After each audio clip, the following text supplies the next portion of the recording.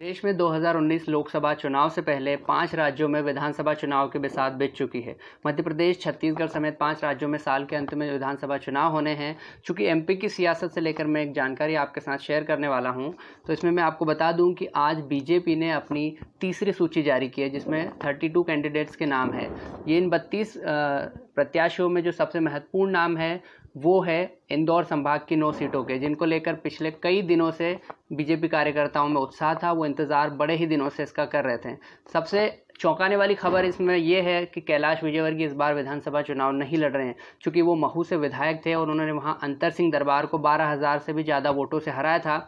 लेकिन इस बार महू सीट को उषा ठाकुर के लिए छोड़ दिया। उन्होंने उषा ठाकुर को इंदौर विधानसभा क्रमांक 3 से लिफ्ट करके पार्टी ने महू विधानसभा से लड़ाने का फैसला किया है।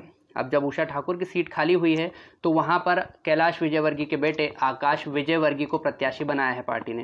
यानी कि कहीं ना कहीं कैलाश विजयवर्गीय ने अपने बेटे आकाश विजयवर्गीय के लिए ये सीट छोड़ दी है।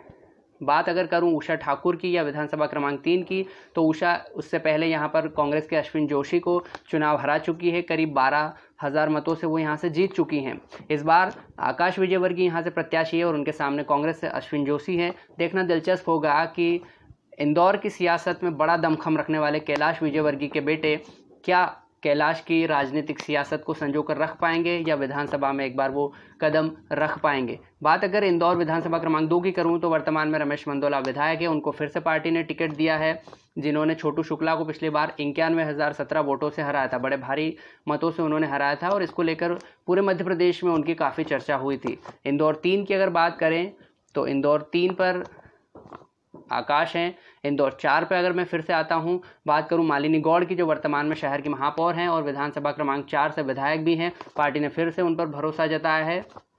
बात इंदौर विधानसभा क्रमांक 1 की अगर की जाए तो यहां से वर्तमान में सुदर्शन गुप्ता विधायक है और उन्होंने निर्दलीय प्रत्याशी कमलेश खंडेलवाल को हराया था करीब 54,000 मतों से। एक भारी बड़े मतों से सुदर्शन गुप्ता पिछले चुनाव में जीते थे और कमलेश खंडेलवाल चूंकि कांग्रेस के नेता रहे हैं, कांग्रेस से बागी होकर वो पिछले विधानसभा चुनाव में निर्दलीय प्रत्याशी बने थे। इस बार फिर वो कांग्रेस में शामिल हो गए, लेकिन इस बार भी कांग्रेस ने उनको टिकट नहीं दिया। वहां से प्रीति गोलू अग्निहोत्री को प्रत्याशी बनाया गया है। इंदौर विधानसभा क्रमांक 5 पर हम आते हैं तो यहाँ से वर्तमान में विधायक महेंद्र हाडिया हैं, जो मध्य प्रदेश में मंत्री रह चुके हैं।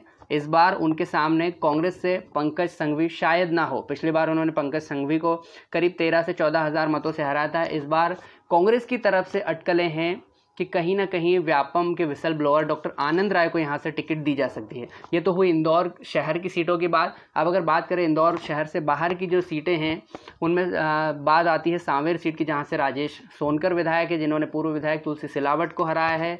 देपालपुर सीट की अगर बात करें तो मनोज पटेल को फिर से पार्टी ने टिकट दिया है, जहाँ पर निर्भय सिंह पटेल के पुत्र हैं मनोज पटेल। उन्होंने पूर्व विधायक सत्यनारायण पटेल को यहां से हराया था करीब 33,000 वोटों से।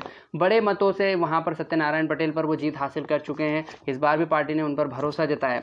एकमात्र सीट है इंदौर संभाग की जो है राऊ, वो कांग्रेस के पास है। यानी कि मालवा का जो सेंटर पॉइंट है इंदौर, यहाँ पर एकमात्र सीट कांग्रेस के पास है। अगर बीजेपी के गढ़ मालवा को अगर फतेह करना चाहती है बीजेपी, तो कहीं ना कहीं बीजेपी को हराने के लिए कांग्रेस को यहाँ पर कड़ी रणनीति अपनानी होगी। कांग्रेस के विधायक यहाँ पर जीतू पटवारी हैं, जिन्होंने पूर्व विधायक जीतू जिराती को हराया था और यहाँ से वो विधायक बने हैं। इस बार प्रदेश कांग्रेस में कार्यकारी अध्यक्ष का दायित्व निभा रहे हैं जीतू पटवारी, और उनके सामने हैं बीजेपी से मधु वर्मा। मधु वर्मा क्षेत्र में काफ़ी सक्रिय थे और जीतू जिराती जगह इस बार पार्टी ने उन पर भरोसा जताया है। देखना दिलचस्प होगा कि कांग्रेस की एकमात्र सीट जिसके विधायक है जीतू पटवारी, उनके खिलाफ मधु वर्मा कितना काम कर पाते हैं। सारी बातें हो गई इंदौर संभाग की। थोड़ा सा एक पेच अगर यहाँ इतने दिनों से फंसा था, नाम आने में देरी हुई, तो कहीं ना कहीं इस बात के लिए कि कांग्रेस से क्या प्रत्याशी आते हैं उनकी लिस्ट, लेकिन बीजेपी उनका इंतजार करती रही, लेकिन ऐसा नहीं हुआ। कई सीटों पर कांग्रेस ने अपने उम्मीदवार नहीं उतारे हैं। लेकिन कल चूंकि अंतिम दिन है मध्य प्रदेश में नामांकन का, 9 नवंबर को नामांकन फॉर्म सबमिट हो जाएंगे। 28 नवंबर को मध्य प्रदेश में चुनाव है। इंदौर मालवा संभाग के अलावा जो 2 सीट हैं जो अभी प्रदेश में बहुचर्चित हैं, एक सीट है भोपाल की गोविंदपुरा सीट, जहां से वर्तमान में विधायक हैं बाबूलाल गौर, जो प्रदेश के पूर्व मुख्यमंत्री रह चुके हैं, 10 बार से विधायक है, 70 पार कर चुके हैं, यानी कि उनकी उम्र अगर 70 पार से, पार्टी इस फॉर्मूले पर चल रही थी कि 70 पार के नेताओं को टिकट नहीं दिया जाए, तो कहीं ना कहीं बाबूलाल गौर थोड़ा बागी तेवर भी अपनाए थे, उन्होंने संकेत भी दिए, लेकिन पार्टी हाईकमान ने उनको मना लिया और चूंकि अब उनकी जगह पे उनकी बहू कृष्णा गौर को गोविंदपुरा से टिकट दिया गया है।